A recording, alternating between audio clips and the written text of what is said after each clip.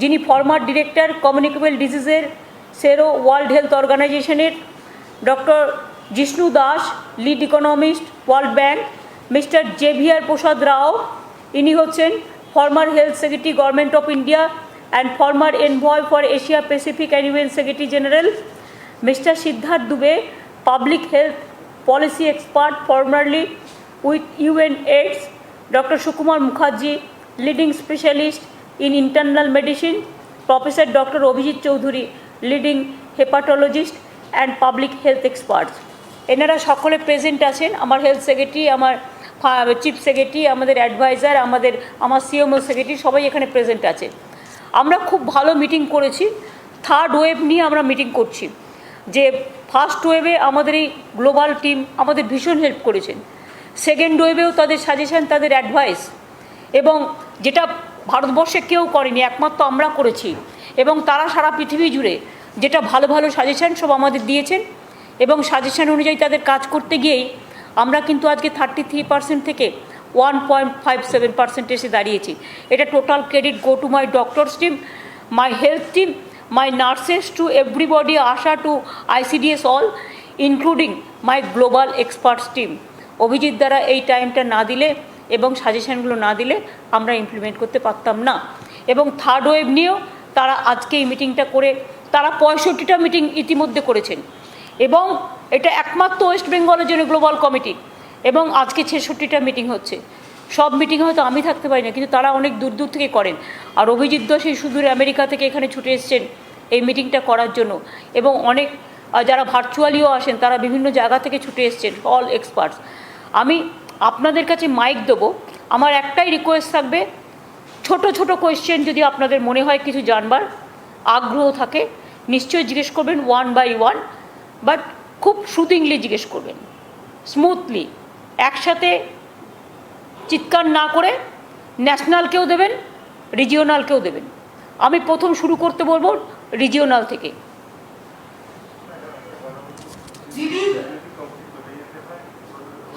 Virtually, if you want to leave the place because of your urgency or emergency work, I think you may decide that. It is up to your choice. Or they can ask the question to you also, if you are present. There are so many national and international and regional press photographers are also here.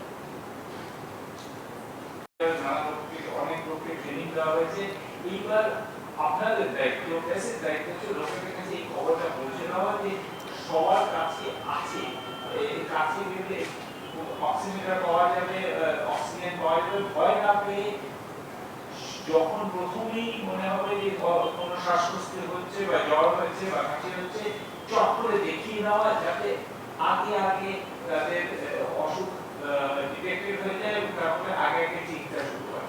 মানুষের একটা মৃত্যুর প্রধান কারণ হচ্ছে দেরিতে চিকিৎসা শুরু করা। সেই আপনাদের থেকে দায়িত্ব হচ্ছে, আপনাদের দায়িত্ব, প্রেসের দায়িত্ব হচ্ছে এই খবরটা সবাইকে পৌঁছে দেওয়া যে অক্সিজেনের অভাব নেই, অক্সিজেন পাওয়া যাবে। এই অক্সিজেন আপনাদের টেস্টিং এর ব্যবস্থা আছে গ্রামে গ্রামে, যারা অনেকে বলে ব্যাক ডক্টর, তারা আশা, এএনএম, এদের সবার কাছে এই সম্বন্ধে ট্রেনিং আছে। সুতরাং এইবার এদের সবার কাছে গিয়ে এই ট্রেনিং এর সুযোগ নিয়ে চট করে দেখিয়ে নিয়ে এগিয়ে যাওয়া, যাতে আমরা বাড়িতে বসে থেকে শেষে অসুখ যখন খুব ছড়া হবে তখন হাসপাতালে গেলে জীবন বাঁচাতে যায় না। এই গল্পটা আপনাদের সবার মধ্যে ছড়িয়ে দিতে হবে। নমস্কার স্যার, আমি একটা বিষয় জানতে চাইবো, সেটা হচ্ছে যে সামনে তো উৎসবের মরশুম আসছে, তো এর মধ্যে কি আপনারা কোনো বিশেষ কিছু মেজারমেন্ট প্রেসক্রাইব করলেন? এখন অবধি উৎসবের মরশুমে গত বছর আমরা একটা নিজের প্রোটোকল রেকমেন্ড করেছিলাম, সেটা গভর্নমেন্ট অত্যন্ত কেয়ারফুলি ইমপ্লিমেন্ট করেছিল। ইয়েতে হাইকোর্ট মনে হয় একটা কমেন্ট করেছিল যে ইমপ্লিমেন্টেড, শুধু আমরা আবার সেটা করবো। এখনো সেটা করিনি। এটা এখনকার যে অবস্থা, মানে থার্ড ওয়েভ আসার প্রারম্ভে বা আশঙ্কায় এই সময়টা যে যে যে সমস্যাগুলো যে কাজগুলোকে এখন থেকে কি নেওয়া যায় তাই নিয়ে আলোচনা করেছি। স্যার স্কুল কলেজ খোলা নিয়ে কিছু ভাবনা চিন্তা বা কোনো অ্যাডভাইস? চিফ মিনিস্টার বললেন যে ইয়েতে এই নিয়ে ভাবনা চিন্তা শুরু করেছেন এবং স্কুল খোলা হবে। আপনি কিছু না, আফটার পুজো ভ্যাকেশন আমরা চেষ্টা করব এভরি অল্টারনেটিভ ডে যদি স্কুলটা খোলা যায়, স্কুল কলেজগুলো after the Puja vacation. As we preparing ourselves for the third wave, and still today there was a meeting also, but don't you think vaccination is very much important because Bengal is not giving proper vaccination as CM had already said and it has been written. Don't you think that before the third wave all people should be vaccinated and how important it is for you? I'm going to, we have experts on this. I'm going to let Dr. Sarkar respond to that. Actually যতক্ষণ না 70 to 80% eligible লোকেরা vaccine পাচ্ছে ততক্ষণ পর্যন্ত কিন্তু কোনো wave বন্ধ করা মুশকিল, এক নম্বর কথা। দু নম্বর কথা হচ্ছে যতক্ষণ পর্যন্ত এরকম পার্শিয়াল ভ্যাকসিনেশন এখনকার যে স্টেটাস সারা ভারতবর্ষ জুড়ে চলছে, মিউটেশন বা নতুন মিউটেন্ট ভাইরাস আসার চান্স বেশি। তো সুতরাং যদি ভ্যাকসিন এই 70 থেকে প্রায় 80 থেকে 90% লোকের এলিজিবল লোকেদের না দেওয়া যায়, যেটা হচ্ছে লাইকলি সিনারিও, যে অ্যামাউন্ট অফ ভ্যাকসিন আমরা দেখছি যে প্রজেক্টেড হয়েছে এবং বিভিন্ন নাম্বারও কানেক্টেড হয়েছে, রিসার্চ হয়েছে, যে তাতে মনে হচ্ছে যে ইন্ডিয়াতে এর মধ্যে কিন্তু ইন্ডিয়ান গভর্নমেন্টের নিজের ফিগার অনুযায়ী কিন্তু 80 থেকে 90% লোকের ভ্যাকসিনেশন কভারেজ আগামী বছরের জুনের আগে পসিবল হবে না। ঠিক আছে, তো সুতরাং আমাদের ধরে নিতে হবে যে ভ্যাকসিন অ্যাভেলেবল হবে না, এবং যদি না নতুন কিছু হয়, আমি সেই সম্ভাবনা উড়িয়ে দিচ্ছি। সুতরাং বাকি যে সমস্ত মেজার, প্রিভেন্টিভ মেজার, যেটা প্রফেসর ব্যানার্জি বলেছে, এবং যার মধ্যে এই পুজো আছে, বিভিন্ন ধরনের অন্যান্য প্রিভেন্টিভ মেজার আছে, সেগুলো কন্টিনিউ হবে।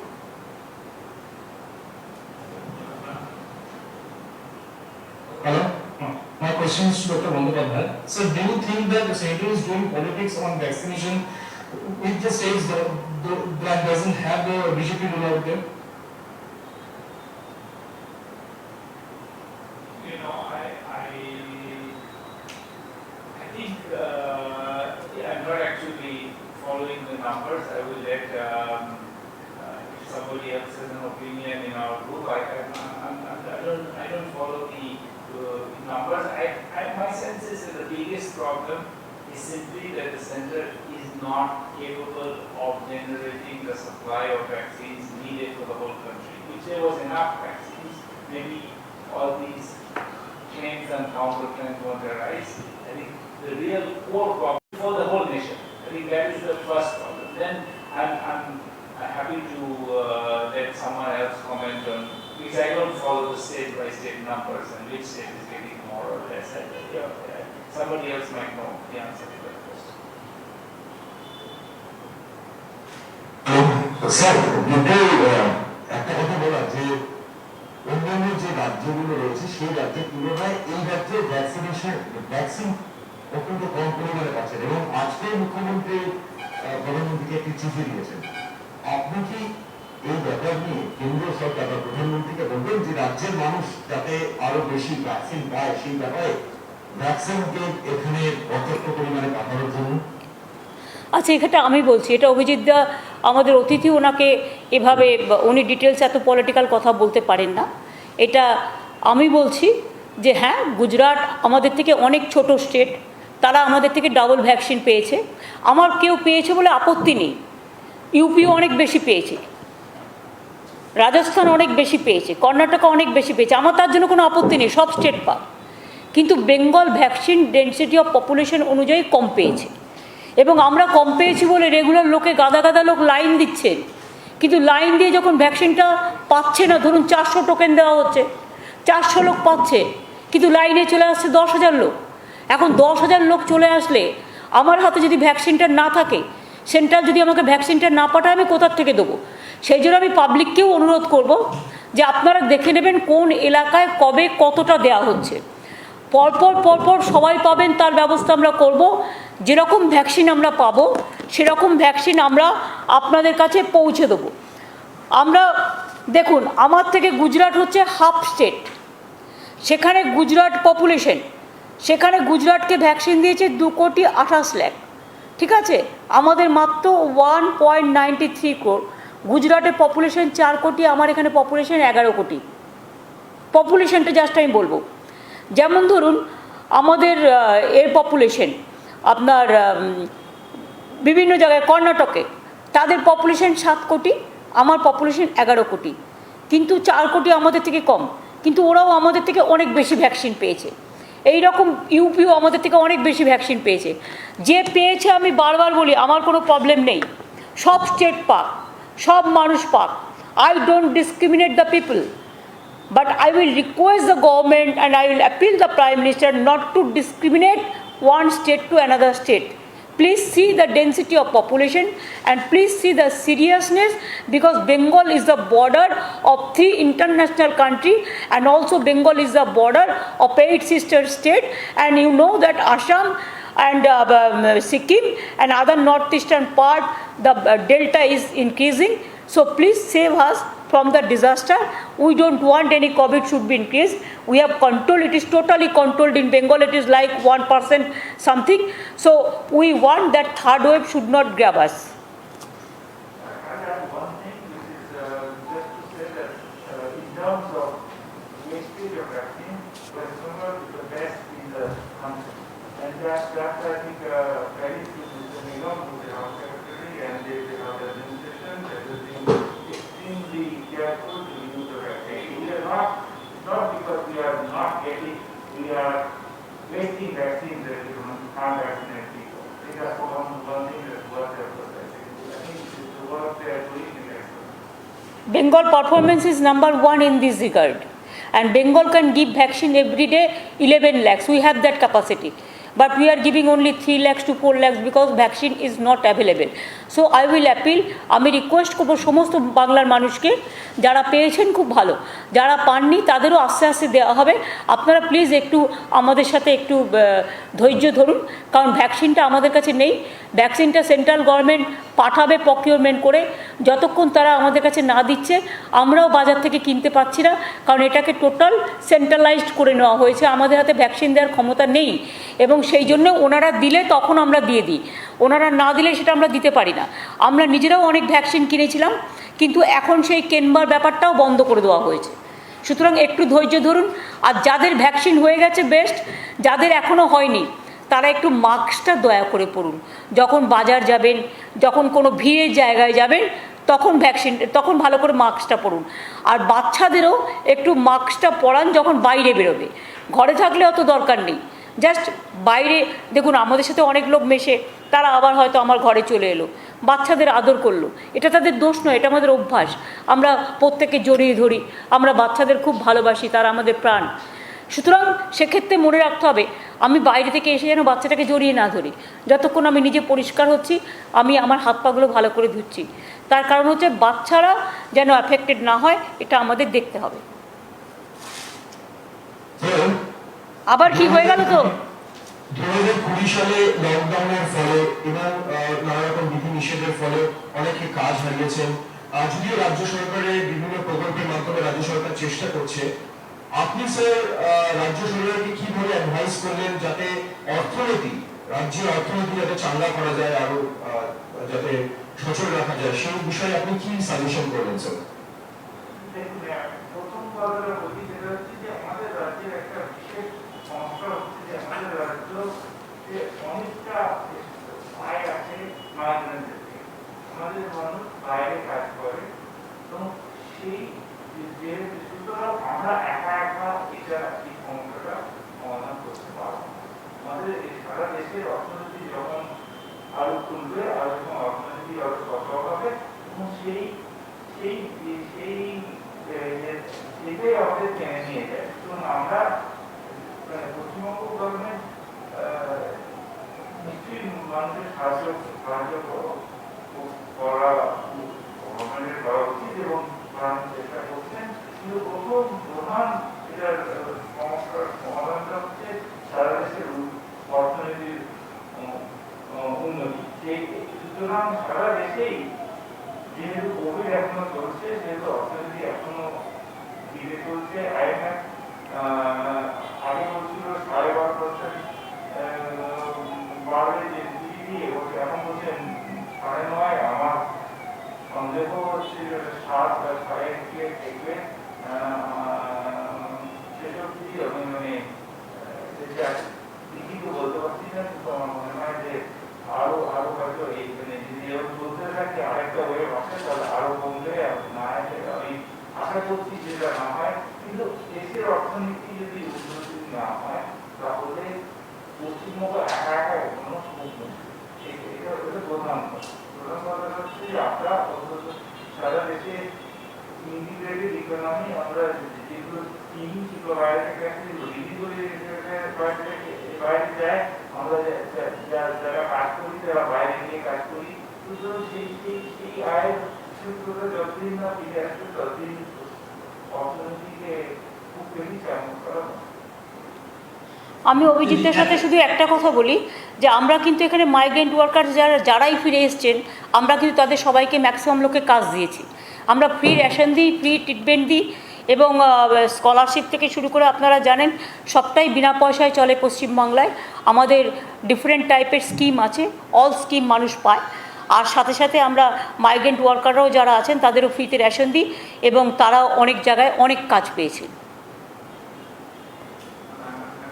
বললেন যে একদিন অন্তর অন্তর পুজোর পরে আপনি স্কুল খোলা, রাজ্য সরকার স্কুল খোলার চিন্তা করছে, সেটা কোন ক্লাস থেকে একটু প্লিজ এখন ডিটেল, এই আপনারা যা করছেন বাচ্চাই জন্মালো না, আপনারা অন্নপ্রাশনের দিন ঠিক করছেন। একটু অপেক্ষা করুন, একদিনেই সব চাই। অভিজিৎ দ্বারা এখানে বসে আছেন, তারা অনেক কথার উত্তর আপনারা দিয়েছেন। আমি যদি সাংবাদিক হতাম আমি 10 পাতা এটা দিয়ে লিখতে পারতাম। আপনি এটা লিখুন ভালো করে, আবার নেক্সট দেখা হবে। থ্যাংক ইউ, আজকে শেষ করে দিই, কেমন? Thank you. একটা লাস্ট কোয়েশ্চেন, সেটা হচ্ছে যে আমাদের অনেক ক্ষেত্রে দেখা যাচ্ছে central government has increased the sales percentage from sales collection percentage has increased from 6 to 16% since from 2014 to 2021, and at present the fuel price, especially petrol, diesel, and even the auto LPG gas that is common people uses every day at this time of pandemic has increased abnormally.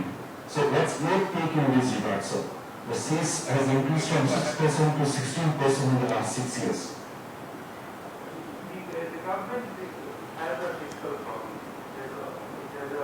And this is a government that I think has maybe more faith in balancing the budget than, let's say, I have. I've always been in favor of more free spending policies. I think this is a symptom of that. The government is trying to use this one instrument it has, given that other forms of tax collection are not necessarily keeping pace because the economy is slowing. It's using this as a way to balance the budget. So I do feel that this is a direction the government should not have taken. I think this is a moment to be more open-handed with their spending. But this is and this is something I've said many times. So it's not the first time I'm saying it. I think the central government is being too unwilling to do what the US is doing, what the European community is doing, which is printing money and spending it. I think there would have been a better policy in this current context, especially since we are not even avoiding the inflation. We are getting the inflation by cost plus inflation by driving fuel prices up. So it's not. It seems to me that there is a good case for being more open-handed. The government has moved. To be fair, the central government has moved in that direction. They are more relaxed about the budget now than they were a year ago. And that's that. But I think that in general, being less mindful of the deficit might be the right strategy for now. What is not depriving the states? বাস, thank you. আর নয় পেয়েছো বলে যত ইচ্ছে। এখন বলো, আপনারা ভালো থাকুন, সুস্থ থাকুন, আবার আসবেন এবং সকলে ধন্যবাদ জানাও, ঠিক আছে? আবার দেখা হবে। Thank you so much. বাদ বাকি উত্তর আমি দিয়ে দেবো সব। because he is not giving মোটেই না। বিভিন্ন